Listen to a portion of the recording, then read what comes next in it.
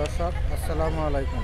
দেশ ও দেশের বাইরে যে যেখানে আছেন সবাইকে আন্তরিক দ্বিতীয় শুভেচ্ছা জানিয়ে শুরু করলাম আজকের প্রতিবেদন। দর্শক, আজকে আমরা চলে এসেছি সাভার একটি দরিদ্র বেদে আপুর কাছে।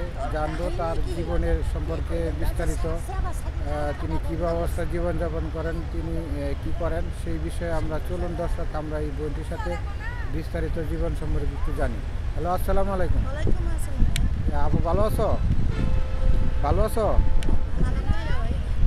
আচ্ছা, আসছিলাম তোমার বিষয়ে একটু বিস্তারিত জানার জন্য। তোমার নাম তো কি? আমার নাম মহিরমা। ময়ূরী। ময়ূরী।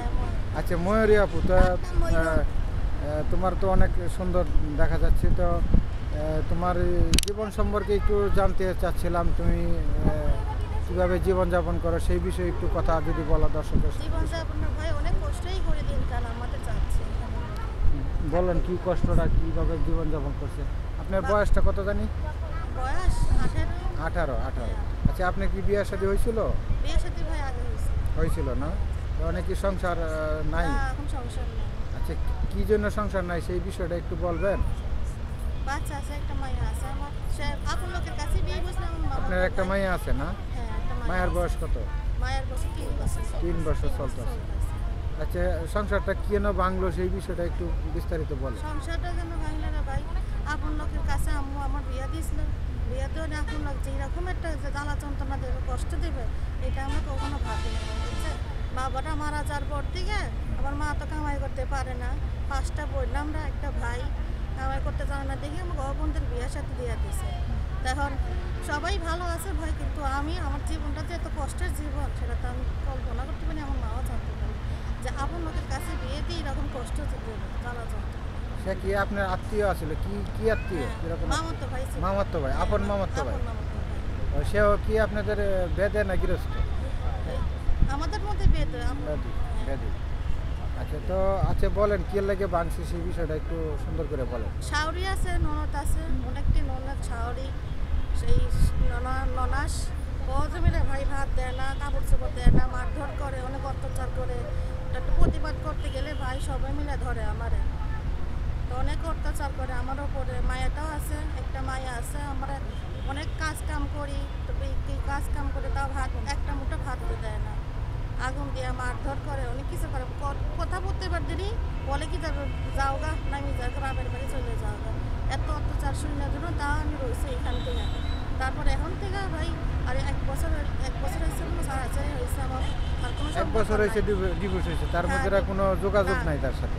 আগে একবার ভাইয়াদের সামনে, আমরা ইউটিউবের সামনে আসছিলাম, তো বিদেশের ভাইয়ারা ওই আইসে বলছিল যে আমরা সাহায্য করবে, হেল্প দিতেছিল, ঠিকই সাহায্য করতেছিল, ভাইরা পাশে ছিল আমার। এখন এখান দিয়ে ভাই বাজারে গেছিলাম, বাজারে যাওয়ার পর থেকে ওরা সবাই মিলে আমরা ধরিরা মারধর কইরা রিস্কার দিকে তাই না আমার মধ্যে বলে কি না যে ইউটিউবে জোর করে ছাইরা দিচ্ছে। এখন আমার বলে যে তুমি বলো যে আমি আইসা করছি, তারা বাড়ি এটা সেটা বলতে চাইনি, আমরা জোর করে বললাই ছিল সবাই মিলা। পরে এখন এই কথা শুনেছি ভাইদের কাছে, তখন আমি মিলা হয়ে গেলাম যে অনেক এত করে তো ই করে তারপর ওর স্বামীর কাছে আমার গেছে আমার কাছে। কিন্তু ভাই এটা তো সত্য, আমি তো যাই নাই ওইখানে তো আমি যাইনি। আমারও যে এত কষ্ট দিতেছে, আমারও জোর করে যে ওইখানে নিয়ে তোলাইছে, এটা তো বিদেশের ভাইরা তো জানে কি না যে আমি মনে ইচ্ছা গেছি কে ভাইদের কাছে, মনে আমি এই মিথ্যা কথা বলছি। এখানে অনেক কাহিনী আছে, আম্মুও আছে এখানে মধ্যে, আমার কাছে বলে শুনতে পারবে। আচ্ছা, তো দর্শক আমরা ওনার আম্মুর সাথে একটু কথা বলবো। মা যেন আচ্ছা চলুন দর্শক, আমরা এই তার আম্মুর সাথে একটু কথা বলবো। হ্যালো, আসসালামু আলাইকুম। আচ্ছা, আপনার উনি কি আপনার মেয়ে হয় না? ইনি কি আপনার মেয়ে ছেলে কয়জন? 5টা মেয়ে একটা ছেলে। আর তার অবস্থা কি? আমি কথা বলি, বাচ্চার বাবা মারা গেছে, যা অনেক 2টা মেয়ের বিয়ে দিচ্ছি বাবা। ওরা 3টা মেয়ে আছে। 3টা বিয়ে করে যা হোক তারা স্বামীর ঘরে গেছে। একটা মেয়ে স্কুলে পড়তেছে, পড়ার খুব ইচ্ছা ছিল, আমি টাকার জন্য পড়াইতে পারি না। আর মেয়েটারে, আমার মেয়েটারে, খুব শখের মেয়েটারে, খুব আদরের বাচ্চার বাবার মেয়েটা ছিল। তো এখন আমি খাওয়াইতে পারি না, ভাত খাবার দিতে পারি না। আর ছেলেটাও ভালো না, আমার একটা ছেলে ছোট কিন্তু ভালো না, টাকা দিলে ভালো, না হলে আমাকে মারপিট করে, খুব অত্যাচার করে। সবার ছেলে তো এক না, বুঝছেন না বাবা? তা কি বলবো, এখন ভাইয়ের ছেলে আসছে বিয়ের কথা বলতে, তারা একদিন দুদিন কথা বলছিল, তো বললাম বলে আল্লাহ ঠিক আছে, এখন আমি তো ভাত খাবার দিতে পারি না, নিজের লোক আসছে, আমার মেয়েটারে বিয়ে দিলে আল্লাহ এখানে মানে সুখ শান্তি হবে। মা এখন দেখেছে আমার মেয়েটার যে এত দুর্ভাগ্য হবে, আমি সেইটা কল্পনা ভাবি না। মেয়েটার বিয়ে করে নিয়ে বাবা, তার ননদ আছে, শাশুড়ি আছে, মানে আমারই ভাবি, হ্যাঁ ভাইয়ের পোলাপান, কিন্তু আমার ভাই নাই তো, ভাই থাকতো খুবু ওটা ডাক দিত, হ্যাঁ মেনে নিত। তো যেখানে ভাই নাই সেখানে তো খুবু বলে তো কোনো মানবতাই নাই। হ্যাঁ মেয়েটারে বিয়ে দেওয়ানে বাবা গো, আমি জানছিলাম না আমার মেয়েটা যে কত অত্যাচার করবে। আপনাদের ভিতরে তো খালি ঘন ঘন সংসার ভাঙ্গে হ্যাঁ জায়গা, বাবা, এত তো আপনি তো ভাবছিলেন যে আমরা নিজেরা ভিতরে সংসার ভাঙবো না, এই জন্য আপনার সংসারটা করছেন। ভাঙবে না বাবা, আমি বুড়া মানুষ, আমি বাঁচবো কয়কাল, হ্যাঁ এইটা মনে করে মেয়েটারে আমি দিছি। তার দেওয়ার পর থেকে তার যে 18 জন বোন, কথা বুঝেন বাবা, 3 মাস ঘরে 18 জন বোন, হ্যাঁ ভাই 10 জন, সেই কালের মধ্যে তার ননদরা আছে এই 8 জনের মধ্যে, তার এক সবাই নাতি পুতি পুন্তি, হ্যাঁ মেয়ে রান্না করে তার শাশুড়িদের মেলা খায়, শাশুড়িদের মেলা খায় রান্না করে সবাই নাতি পুতি ছেলে সন্তান এলে পরে সপরে খানা দেয়, পরে লাস্টে দিয়ে যে কটা থাকে ওইটা আমার মেয়েটারে খানা দেয়, ওইটা খেয়ে মেয়ে দিন কাটা। তা আমি বলি মা আমি বিয়ে দিলাম নিজের লোকের কাছে, এত কষ্ট হয়, আমি এবার কি করি বাবা, আমি গ্রামে চাই, আমি গ্রামে চাই, আবার মানুষের বাসা কাছে করি গ্রামে ফিরে, আল্লাহ 200-300 চাই যাও পাই, 200-300 টাকা পাই, ওইটা আবার কি করি রান্না করে। আমি মা, আমি তো সন্তানকে ফেলতে পারি না, আমি কি করি বাবা, এখান থেকে রান্না করে আমি ভাত দিয়ে আসি, তবুও আমার মেয়েটা যেমন আল্লাহ সুখে থাকে, তারা যেমন ভালো রাখে।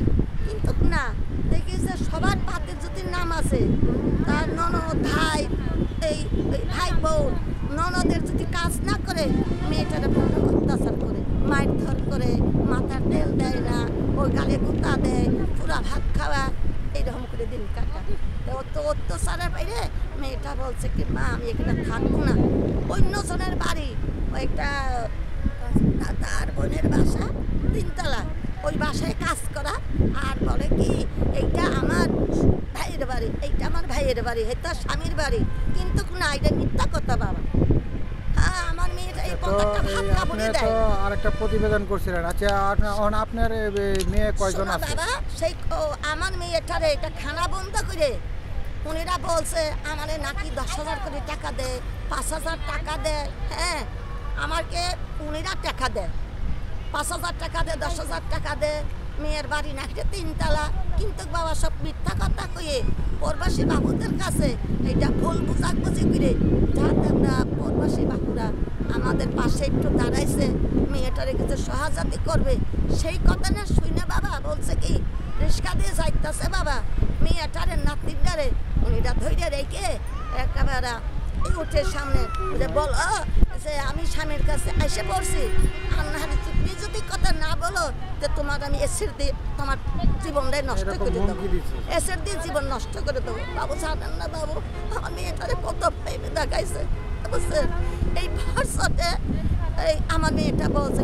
আমি এসে পড়ছি, কিন্তু আমার মেয়েটা কিন্তু চাই নাই, আমাদের খানা বন্ধ করলো, আমাদের এই কথাটা আমার মেয়ের উঠিটা বাবা একটা বন্ধ করে, ও একটা মেয়ে আছে চাম্পা করে নাম, উঠি তো ছাড়ছে চাম্পা, ওই তোমার ওই সোনাভান কবিতা, হ্যাঁ ওই এই তোমার ওই লালমতি কবিতা চাম্পা, সেই মেয়েরা সেই মেয়েরাই নলিতা তার ইউটিতে ছেড়ে দিচ্ছে, কিন্তু আমাদের খানা বন্ধ করে দিচ্ছে বাবা, আমার মেয়েটার খানা বন্ধ করে দেবে, কেননা প্রবাসের বাবার একটু সাহায্য করতো, একটু হেল্প করতো, পাশে একটু দাঁড়াতো, সেই কথা শুন না মেয়েটা আমার মেয়েটারে নিয়ে এখন তার খানা বন্ধ করে দিল, এটাই বাবা অনেক কষ্ট আমার জীবন।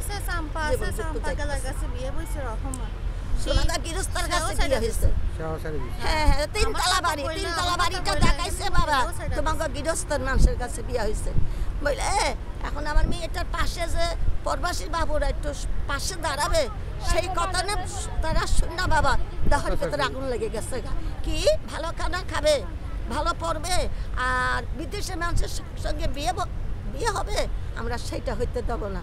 মেয়েটার আমার নাতিনটার বাবা একটু একটু পেটের সমস্যা ছিল, একটু পায়খানা করছিল, হ্যাঁ, রাস্তা দিয়ে যাইতে ডাক্তারখানা নিয়ে যাবে, আবার তার শরীরটা ভালো আসছিল না, মেয়েটারে আর একটা লোক দিয়ে পাঠাইছিলাম ডাক্তারখানা থেকে আসবে, ওই সুযোগে পাইয়ে মেয়েটারে ধইরা এই ইউটিতে ছাড়া দিয়েছে। শিক্ষির বলো আন্দালি তোমাকে এসের দিয়ে মুক্ত জ্বালাইয়ে দেবো। আচ্ছা, এখন আপনারা এই যে কয়টা মেয়ে কয়জন আছে? আমার মেয়েটা 5টা মেয়ে, একটা ছেলে বাবা। এখন বিয়ার বাকি কয়জন এখন আছে? বিয়ের বাকি আছে 2টা। 2জন আছে। এখন একজন আছে বাবা, একজন আছে। এই মেয়েটার বিয়ে দিয়েছিলাম, তার কপালে সুখ হইল না, আচ্ছা, তো এখন এটা আপনার তালাক কোনো দেওয়া হইল। দর্শক ভাইরা যদি আপনার সাথে যোগাযোগ করতে চায়? এখন তালাক দেওয়া হইল বাবা। নাতিনটার এই কিছুদিন আগে আমার নাতিন নিয়ে অনেক গন্ডগোল হয়ে গেছে গা। আমার নাতিনটা নিয়ে অনেক দর্শকের ঝামেলা হয়ে উদ্দেশ্যে গেছে একটু গা। বলেন, বলছে, দর্শকের- তাও নাতিনটার আমি ছাড়ি নাই, আমার নাতিন বড় হোক, তোমরা পাইবা, আমার বড় হোক পরে নিবা। আচ্ছা, দর্শকের উদ্দেশ্যে কিছু বলেন, আপনি যদি কোনো বলার থাকে বলেন দর্শক ভাইয়ের বাবা উদ্দেশ্যে। দর্শকের বাবুরা পরবাসের বাবুদের পাশে দাঁড়াইছে। এখন যদি কিছু মেয়ের আমরা হচ্ছে এতিম বাচ্চা, হ্যাঁ, আমরা খুব গরিব অসহায়, যদি পাশে কেউ দাঁড়ায়, হেল্প করে, সাহায্য করে, একটা বাচ্চা আছে আমরা না? নামাজ পড়ে আমরা দোয়া করব। আমি কিন্তু গ্রাম করি বাবা, হ্যাঁ, গ্রামে যাই। দর্শক, আমরা আসলে এই অসহায় দরিদ্র পরিবারের হ্যাঁ, হ্যাঁ, ওই যে সাথে বাবা, বিস্তারিত জীবন সম্পর্কে হ্যাঁ। অনেক কিছু জানলাম। হ্যাঁ বাবা, তো কোনো দর্শক ভাই যদি যোগাযোগ করেন, তো যোগাযোগ করে। আর শোনেন তার বাবা, আম্মুর সাথে যোগাযোগ করতে পারেন, হ্যাঁ, আরেকটা কথা বলি তার বাবা। সাথেও কথা বলতে পারেন। আচ্ছা, যদি আপনার সাথে কেউ যোগাযোগ একটা করতে কথা চায়? বলি বা একটা কথা বলি বাবা, আমি গ্রামে যাই বাবা, সিগাপুক লাগাই, হ্যাঁ, ওই তোমার কই প্যারালাইসিস হয়, হাঁপানি হয়, হ্যাঁ, ওই তোমার কই কোনো জাদু টুনা বা মারে মানুষকে ক্ষতি করে, মানুষকে নষ্ট করে, হ্যাঁ, আমার কাছে ভালো কবিরাজ আছে, আমি তার কাছে নিয়ে যাই, ইনশাআল্লাহর হবে। ঠিক আছে, তো আপনার সাথে তো যোগাযোগ করতে চাই, মোবাইল নাম্বারটা বাবু নাম্বার 0171 0171 82 82 950 950 66 66। নাম্বারটা আবার সুন্দর করে আপনি একলাই বলে। 0171 82 950 66। ঠিক আছে দর্শক, আমরা এই বোনটির সাথে যোগাযোগ করলাম।